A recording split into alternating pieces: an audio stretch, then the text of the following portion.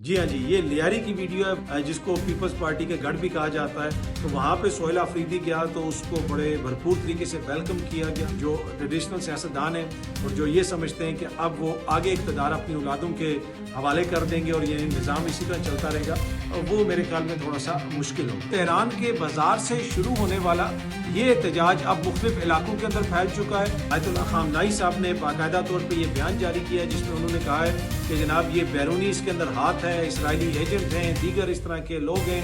अस्सलाम वालेकुम, उम्मीद है कि आप सब लोग खैरियत से होंगे। सबसे पहली खबर, ईरान में क्या हो रहा है। ईरान में गुज़िश्ता तकरीबन 2 हफ्तों से मुजाहरे जारी हैं। ये मुजाहरे क्यों हो रहे हैं? क्योंकि बहुत सारी खबरें आ रही हैं। बुनियादी वजह यह है कि वहाँ पे महंगाई के हवाले से एहतजाज शुरू हुआ, लेकिन अब ये मुजाहरे हुकूमत मुखालिफ मुजाहरों की शक्ल इख्तियार कर गए और इस दफ़ा ईरान में होने वाले मुजाहरे माजी की जो एहतजाजी तहरीकें थीं या माजी के जो मुजाहरे थे उनसे काफ़ी ज़्यादा मुख्तलिफ हैं। क्यों मुख्तलिफ हैं वो भी मैं आपको बताता हूँ। लास्ट टाइम हमें याद है कि 2022 में एक लड़की को गिरफ्तार किया गया ईरान की पुलिस की जानिब से, और फिर पुलिस कस्टडी में गालबन शायद उसकी मौत वाक़या हो गई थी और उसके बाद काफ़ी हंगामे वगैरह हुए थे। और इस दफ़ा ये मुजाहरे शुरू हुए महंगाई के ऊपर। हुआ इस तरह है कि ईरान के अंदर, तेहरान के अंदर जो मुख्तलिफ बाजार हैं, वहां पे बहुत सारे इंपोर्टर्स हैं, वो सामान इंपोर्ट करते हैं और उनको डॉलर्स जो हैं वो सब्सिडाइज्ड रेट पे मिलते हैं। यानी अगर खुली मार्केट के अंदर डॉलर की कीमत, मैं मिसाल दे रहा हूं,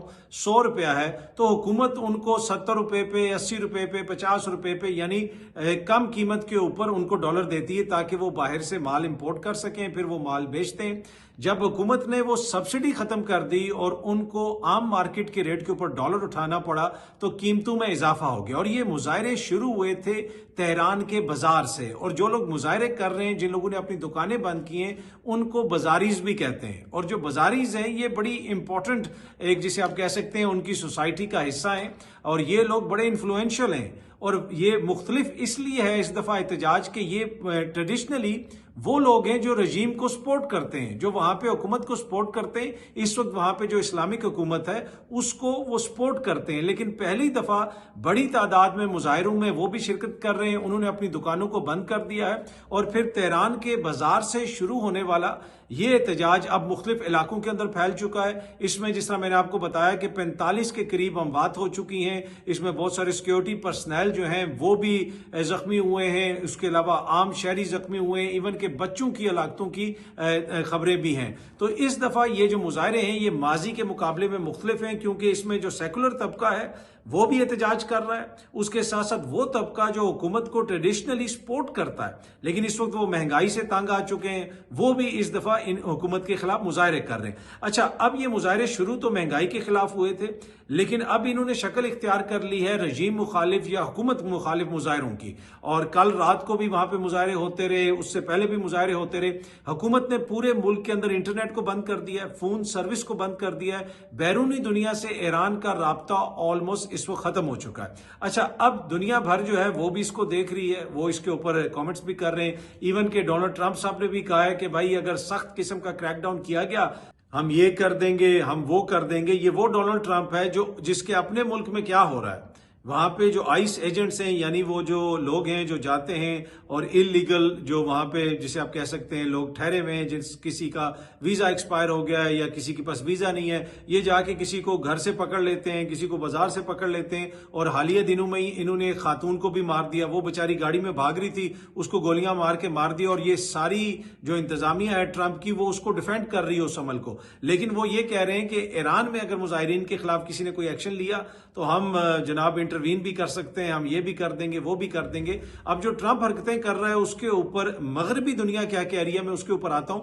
लेकिन coming back to Iran, Iran के अंदर जो हो रहा है, जिस तरह मैंने आपको बताया कि हुकूमत को यह लगता है कि इस दफा हमारे लिए चैलेंज बड़ा है। चैलेंज बड़ा इसलिए है कि बाजारी यानी वो जो शॉपकीपर्स हैं, वो जो कारोबारी तबका है, जिस तरह मैंने आपको बताया कि उनको ट्रेडिशनली बाजारी कहते हैं, वो लोग किसी भी दौर में, ये कोई पहला मौका नहीं है, जिस मर्जी की हुकूमत ईरान के अंदर हो, वो कल्चरली, इकोनॉमिकली, उसके साथ साथ पॉलिटिकली बड़ा इंपॉर्टेंट किरदार अदा करते रहे। ईरान के अंदर जो भी पॉलिटिकल मूवमेंट चलती है उसमें उनका बड़ा किरदार है। अब ईरान को हम तो आजकल देखते हैं, अपनी एक नजर से देखते हैं, जिस तरह की वहां से खबरें आती हैं, लेकिन दुनिया की अगर आप तारीख को पढ़ें तो जो पर्शियंस हैं इनकी एक हिस्ट्री है और ये बड़ी प्राउड हिस्ट्री है। अगर आप इनसे बात करें, ये आपको बताते हैं कि जी हमारी तो 4,000 साल पुरानी हमारी तारीख है, हमारी सकाफत है, हमारा विरसा है, हमारी जनाब आर्ट्स हैं, कल्चर हैं। और दुनिया भर में जिधर भी आप देखेंगे ईरानियों को, ये आर्ट को, कल्चर को, मौसीकी को, इन चीज़ों को बहुत ज़्यादा पसंद करते हैं। और इसी वजह से ये अरबियों को भी पसंद नहीं करते, क्योंकि ये कहते हैं कि वो बद्दू हैं, उनको तो तमीज़ ही नहीं है, उनको तो ये नहीं पता, उनको वो नहीं पता। ट्रेडिशनली अगर आप कई सदियां पीछे चले जाएं तो ईरानी लोग ज़्यादा प्राउड होते थे और वो अरबियों को अपने मुकाबले में अपने बराबर नहीं समझते थे। और उसकी बुनियादी वजह यही थी, जिस तरह मैंने आपको बताया, ये कहते थे जी हम पोएट हैं, हम आर्टिस्ट हैं, हमारा कल्चर है, उनके पास क्या है। अच्छा, anyway, coming back to the story जो आजकल वहां पे चल रही है, इस वक्त वहां पे हो रहा ये है कि वो लोग जो वहां पे जो इस्लामिक रजीम है उसको सपोर्ट करते थे, वो भी बाहर निकल के एहतजाज उन्होंने करना शुरू कर दिए, जो हुकूमत के लिए बहुत बड़ा मसला क्रिएट कर सकता है। और पहली दफा हुकूमत को ये लग रहा है कि ये जो एहतजाज है इसको हम कंट्रोल भी कर लेंगे, लेकिन अगर कंट्रोल कर भी लिया गया, लेकिन इस एहतजाज के नतीजे में जो तकसीम पैदा हुई है, इस एहतजाज के नतीजे में वो तबका जो हुकूमत को सपोर्ट करता है वो जैसे हुकूमत के खिलाफ हुआ है, वो हुकूमत के लिए एक बहुत बड़ा चैलेंज होगा। अच्छा, अब जब भी आपको पता है कि किसी भी अथॉरिटेरियन रजीम के अंदर जब उनको लगता है कि चीजें हमारे हाथ से निकल रही हैं, तो वो फौरन ये कहते हैं कि जी बैरूनी हाथ है, बैरूनी आकाओं के कहने के ऊपर एहतजाज किया जा रहा है, बाहर बैठे हुए लोगों के कहने के ऊपर एहतजाज किया जा रहा है, और ये मुल्क दुश्मन है। और इसी किस्म का बयान अब ईरान की इंतजामिया ने, ईरान की हुकूमत ने देना शुरू कर दिया है। आयतुल्लाह खामनाई साहब ने बाकायदा तौर पर यह बयान जारी किया है जिसमें उन्होंने कहा है कि जनाब ये बैरूनी इसके अंदर हाथ है, इसराइली एजेंट हैं, दीगर इस तरह के लोग हैं जो ईरान के अंदर जो इनकलाब आया है, ईरान के अंदर जो इस्लामिक हुकूमत है उसके खिलाफ ये साजिश शुरू हो गई है। इस बयान का मतलब यह है कि अब वहां पर बड़ा हार्श किस्म का क्रैकडाउन किया जाएगा, वहां पे लोगों को पकड़ा जाएगा, लोगों को मारा जाएगा, ताकि इसको एक तरह से क्वेल किया जाए, एक तरह से इसको रोका जा सके। और आयतुल्लाह खामनाई साहब की जानिब से प्रोटेस्ट करने वालों के हवाले से इस किस्म का बयान बुनियादी तौर पे जो वहां का सिक्योरिटी ऑपरेटर्स है उसको एक ग्रीन लाइट दे दी गई है कि अब आपने इनके खिलाफ सख्त किस्म का एक्शन लेना है और इन लोगों को रोकना है। और इसी वजह से जो ट्रंप इंतजामिया है वो भी ये कह रही है कि भाई ऐसा ना करना, नहीं तो हम ये कर देंगे, वो कर देंगे। लेकिन मुझे ये लगता है कि अब सख्त किस्म का वहां पे क्रैकडाउन होगा। तो जो कुछ वहां पे हो रहा है उसकी समरी मैंने आपको समझा दी। अब आ जाए आप अमेरिका में। अमेरिका में जो कुछ हो रहा है, जो ट्रंप कर रहा है, वो भी गैर मामूली है। हालत इस वक्त ये हो चुकी है कि फ्रांस हो जाए, जर्मनी हो जाए, वो भी अमेरिका के ऊपर तनकीद कर रहे हैं कि भाई आप कर रहे क्या हैं। कभी ये एक ऑयल टैंकर को पकड़ते हैं, कभी ये दूसरे ऑयल टैंकर को पकड़ते हैं, ये कहते हैं जी वेनेजुएला हमने अपने पास रख लिया है। यहां तक ट्रंप कह रहे हैं कि जी 1 साल तक हो सकता है कि वेनेजुएला के अमूर हम खुद देखें, वहां से हम तेल लेके आएंगे, तेल हम खुद बेचेंगे, और वो जो तेल से बेच के रकम हासिल होगी वो वेनेजुएला की अवाम और अमरीकी अवाम के ऊपर हम खर्च करेंगे। फिर ग्रीनलैंड के हवाले से वो जिस किस्म की बातें कर रहे हैं, तो मगरबी दुनिया के अंदर एक रिजेंटमेंट नजर आ रही है। फ्रांस के सदर हो जाएं, उसके अलावा दीगर मगरबी ममालिक जो है उनके जो कैपिटल्स हैं, उनके जो सफारतकार हैं, वो परेशानी का इजहार कर रहे हैं। वो ये कह रहे हैं कि भाई दुनिया में वैसे भी माइट इज राइट, हम जो भी चाहते हैं वो कर लेते हैं, लेकिन कोई तो पर्दा रखो, आप क्या कर रहे हो, किस तरफ चीजों को लेके जा रहे हो। और इसी वजह से तनकीद ट्रंप के ऊपर उनके अपने मुल्क में भी हो रही है। और ट्रंप को भी इस चीज का पता है कि अभी जो मिड टर्म वहां पे इलेक्शंस हो रहे हैं, अगर वहां पे रिपब्लिकन पार्टी हार गई तो ट्रंप को इम्पीच किया जा सकता है। और इसी वजह से उन्होंने खुल के कहा कि भाई आप लोगों ने बाहर निकलना है, मेरे हक में वोट डालना है, अदरवाइज ये लोग जो है मुझे इम्पीच कर देंगे। क्योंकि ट्रंप की जो हरकतें हैं जो वो कर रहे हैं, ये गैर मामूली उनका रवैया है। जिस तरीके से वो दुनिया भर के अंदर जाके धमकियां भी दे रहे हैं और कह रहे हैं इस चीज पे भी कब्जा कर लेंगे, उस पे भी कब्जा कर लेंगे, जैसे वो एक मुल्क के सदर को उठा के लेके आ गए हैं। तो इस वजह से लोग ये कह रहे हैं कि मिड टर्म इलेक्शंस के अंदर ट्रंप के लिए काफी ज्यादा मसला खड़ा हो सकता है। लेकिन इस वक्त ट्रंप के हक में क्या चीज जा रही है, जो वहां पे इस वक्त छापे मारे जा रहे हैं, जो वहां पे इमिग्रेंट्स को गिरफ्तार किया जा रहा है, गैर मुल्कियों को पकड़ पकड़ के डिपोर्ट किया जा रहा है, जो ट्रंप की ट्रेडिशनल जो वोटर बेस है वो तो शायद इस चीज से मुतमईन हो, लेकिन ओवरऑल जो सोसाइटी ने शक्ल इख्तियार की है उसमें आपको रिजेंटमेंट भी नजर आती है। और फिर जिस तरीके से ट्रंप ने वेनेजुएला के अंदर किया, दीगर जगहों के अंदर जो वो कर रहा है, और उसके हवाले से ये तासुर ये है कि भाई वो चीजों को फैला रहा है। यानी वो तो ये कहता था कि हम कोई जंग नहीं करेंगे, और हमने बाहर कुछ नहीं करना, हम अपने मुल्क को बेहतर करेंगे, अपनी इकोनॉमी को बेहतर करेंगे। और वैसे मेरे ख्याल में पहली दफा एक ऐसा अमेरिकन सदर आया जो दुनिया भर से मांग रहा है। अमेरिका ने हमेशा दिया है, आप जो मर्जी अमेरिका पे तनकीद कर लें, यूएस एड प्रोग्राम, अक़वाम मुत्तहिदा, हर जगह पे अमेरिकी डॉलर आपको नजर आता है। पाकिस्तान के अंदर भी आपको अमेरिकी डॉलर नजर आता है, दुनिया भर में आपको अमेरिकी डॉलर नजर आता है। बहुत सारे एड्स प्रोग्राम चल रहे हैं। चाइना के ऊपर आप बात तो करते हैं, लेकिन billions and billions of dollar जो है अमेरिका ऐसे ही बांट रहा था पूरी दुनिया के अंदर मुख्तलिफ एड्स प्रोग्राम के तहत। लेकिन ट्रंप ने वो सब कुछ रोक दिया। अब ये जिधर जाते हैं ये लोगों से मांगते हैं। तो ये पहली दफा हम देख रहे हैं कि ऐसा अमेरिकी सदर आया जो इधर से भी पैसे मांग रहा है, उधर से भी पैसे मांग रहा है, विदाउट एनी शेम, किसी किस्म की कोई हिचकिचाहट नहीं है, भाई तुम मुझे ये दे दो, तुम मुझे वो दे दो। तो उसकी वजह से काफी ज्यादा उनके ऊपर तनकीद हो रही है। तो ये जो मिड टर्म इलेक्शंस आ रहे हैं उसमें ट्रंप को खदशा है कि अगर मेरी जमात हार गई तो मुझे इम्पीच किया जा सकता है। वो ये समझता है कि ये जो इमिग्रेंट्स के खिलाफ वहां पे कार्रवाइयां हो रही हैं, जिनको आइस कर रही है, और वो जो आइस है उसके एजेंट्स ने एक खातून को मार भी दिया गोलियां मार के, इन सारी चीजों का मुझे फायदा होगा।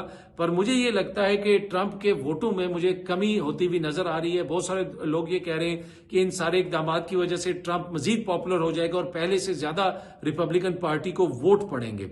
आपको याद होगा कि जब इलेक्शंस होने वाले थे अमेरिका के, तो पाकिस्तान में बैठे हुए बहुत सारे दानिश्वर कह रहे थे कि ट्रंप नहीं जीत सकता, ये नहीं हो सकता, वो नहीं हो सकता। और उस वक्त भी मैंने आपको कहा था कि ये जो भी सर्वे आ रहे हैं, आई डोंट नो कौन ये सर्वे कर रहा है, ट्रंप जो है वो जीत रहा है और कंफर्टेबली जीत रहा है। और ये चीज रिकॉर्ड के ऊपर मौजूद है, मेरे व्लॉग मौजूद हैं। और फिर जब ट्रंप जीत गया था और फिर दोबारा मैंने आपको बताया था कि मैं आपको यही बताता रहा हूं कि वो आसानी से जीत जाएगा। अच्छा, अब दानिश्वर ये कह रहे हैं कि क्योंकि ट्रंप की पॉलिसीज राइट विंग है और वो इमिग्रेंट्स को मार रहे हैं, इमिग्रेंट्स को पकड़ रहे हैं, इमिग्रेंट्स को डिपोर्ट कर रहे हैं, वेनेजुएला के ऑयल पे कब्जा कर रहे हैं, लेकिन ओवरऑल एक जो है ना, एक होता है जिसे कहते हैं ना, एक कल्चर भी होता है और एक ओवरऑल सोसाइटी का एटीट्यूड होता है। मेरे ख्याल में जो मगरबी सोसाइटी है उनको ये चीज ज्यादा अच्छी नहीं लगती कि हम दूसरे से छीन के कुछ ले लें, ऑल्दो कि उनकी हुकूमतें यही करती हैं, लेकिन दे टेंड टू थिंक कि हम बड़े ऑनरेबल लोग हैं, हम लोगों की रिसोर्सेज पे कब्जा नहीं करते बल्कि हम लोगों को देते हैं।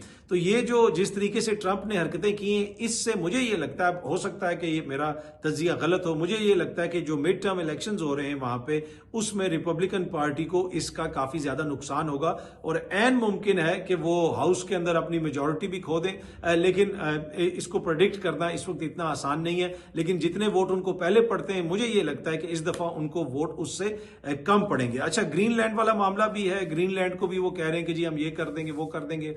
वो मैंने आपको पहले भी बताया था कि मुझे इतनी आसान नहीं लगता कि ये ग्रीनलैंड में जाके कोई कार्रवाई कर सकेंगे, क्योंकि वहां पे डेमोक्रेसी है, फिर यूरोप भी इसमें आ जाता है, डेनमार्क का आपको पता है कि एक इन्फ्लुएंशियल मुल्क है, स्कैंडिनेविया का, फिर बहुत सारे दीगर ममालिक जो हैं वो भी उसके ऊपर नाराजगी का इजहार करेंगे। जर्मन सदर तो यहां तक कह रहे हैं कि जो वर्ल्ड ऑर्डर है ट्रंप उसको मुतासिर कर रहा है और दुनिया भर में चीजें जिस तरीके से चल रही थी, जो हरकतें ट्रंप कर रहे हैं, उससे काफी ज्यादा नुकसान होगा। सार्कोजी साहब ये कह रहे हैं, सॉरी सार्कोजी बेचारे को तो सजा हो चुकी है, फ्रांस का जो सदर था इमैनुअल मैक्रोन, वो ये कह रहे हैं कि ट्रंप अपने एलाइज को एलिनेट कर रहा है, यानी अपने एलाइज को अपने आप से दूर कर रहा है और अपनी हरकतों की वजह से, और अमेरिका अगर यही कुछ करता रहा तो वो तनाई का शिकार होगा। ये ओवरऑल मूड है इस वक्त यूरोप के अंदर, जो अमेरिका के हवाले से आपको उधर के मीडिया के अंदर, उधर की इंटेलिजेंसिया के अंदर सुनने को मिलता है। अच्छा जी, सोहेल अफरीदी साहब का सिंध का दौरा जारी है। आज वो जा रहे हैं हैदराबाद। बाय द टाइम आप लोग ये व्लॉग देखेंगे हो सकता है कि वो हैदराबाद पहुंच चुके हों। वहां से भी आपको मुझे लगता है कि वैसे ही मनाजिर नजर आएंगे जैसे मनाजिर जो हैं हमने कराची में देखे, और कराची से जो आने वाले मनाजिर हैं, ये आप सामने वीडियो देखें, ये लियारी की वीडियो है। जी हाँ जी, ये लियारी की वीडियो है। वो लियारी वही जो आजकल धुरंधर फिल्म भी वहां पे बनी थी, जिसको पीपल्स पार्टी के गढ़ भी कहा जाता है। तो वहां पे सोहेल अफरीदी गया तो उसको बड़े भरपूर तरीके से वेलकम किया गया, लियारी की आवाम बाहर निकली। अच्छा, अब इंटरेस्टिंग जो फैक्ट है सोहेल अफरीदी के इस दौरे के हवाले से और ओवरऑल पीटीआई के हवाले से, कि कराची के जो मुख्तलिफ इलाके हैं जिनको आप डिफरेंट क्लासेस में तकसीम कर सकते हैं, कि कहाँ पे अपर क्लास रहती है, कहाँ पे ब्लू कॉलर वर्कर्स रहते हैं, कहाँ पे अपर मिडिल क्लास रहती है, कहाँ पे मिडिल क्लास रहती है। आप किसी भी एरिया में चले जाएं, आपको ये जो यूनिकनेस है पाकिस्तान तहरीक इंसाफ के अंदर, आपको हर जगह पे उनकी पॉपुलैरिटी नजर आएगी। लियारी जैसा डाइवर्स इलाका जहां पे बलोच भी हैं, जहां पे पख्तून भी हैं, उसके अलावा कुछ दीगर लोग भी हैं और उसके अलावा उर्दू स्पीकिंग भी हैं। इसी तरह जिला मलीर हो गया या औरंगी हो गया, जिस भी एरिया में आप चले जाएं, इवन के आप DHA के अंदर ले जाएं सोहेल आफरीदी को, आपको इसी किस्म के क्राउड नजर आएंगे।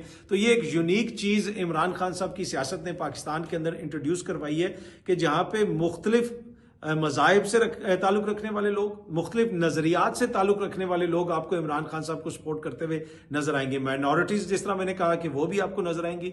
फिर अगर आप मेन स्ट्रीम के अंदर देख लें तो आपको अहले तशीह भी उनके सपोर्टर नजर आएंगे, आपको अहले सुन्नत भी उनके सपोर्टर नजर आएंगे, आपको सिंधी भी सपोर्टर नजर आएगा, बलोची भी सपोर्टर नजर आएगा, गिलगित से ताल्लुक रखने वाला भी सपोर्टर नजर आएगा। तो ट्रू सेंस के अंदर अगर इस कौम को कोई जेल करता है इस वक्त, तो वो इमरान खान साहब की जात है, वो पाकिस्तान तहरीक इंसाफ है। और इस तरह की सियासी जमातें तो किसी भी फेडरेशन के लिए ब्लेसिंग से कम नहीं होती।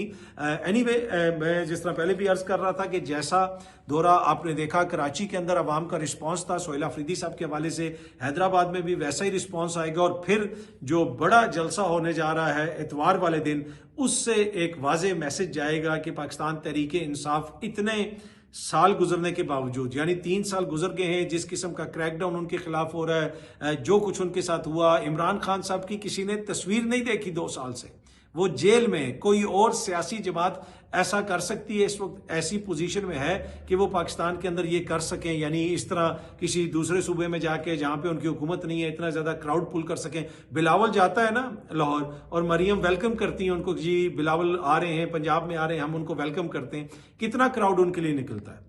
देखिए, एक बहुत बड़ी शिफ्ट आ चुकी है पाकिस्तान की सियासत के अंदर, और जो लोग चाहते हैं कि उनकी सियासत भी चलती रहे अगले 30-40 साल, तो उनको देखना पड़ेगा कि ये कैसी शिफ्ट आई है और इसको कैसे टैकल किया जाए और इसमें कैसे चीज़ों को बेहतर किया जाए। इन हालात के अंदर अगर कोई ये समझ रहा है कि जो ट्रेडिशनल सियासी जमातें हैं और उनकी जो औलादें हैं वो आने वाले दिनों में हमारे सिस्टम को बचाएंगी और सिस्टम हम उनके हवाले कर देंगे और सिस्टम इस तरह चलता रहेगा, मुझे वो होता हुआ नजर नहीं आ रहा। मुझे उसके लिए काफ़ी ज़्यादा चैलेंजेस नजर आ रहे हैं, यानी उनकी सियासत के लिए जो ट्रेडिशनल सियासतदान हैं और जो ये समझते हैं कि अब वो आगे इक़्तिदार अपनी औलादों के हवाले कर देंगे और ये निज़ाम इसी तरह चलता रहेगा, वो मेरे ख्याल में थोड़ा सा मुश्किल होगा। बहुत जल्दी आप सब दोस्तों से दोबारा मुलाकात होगी। Thank you very much.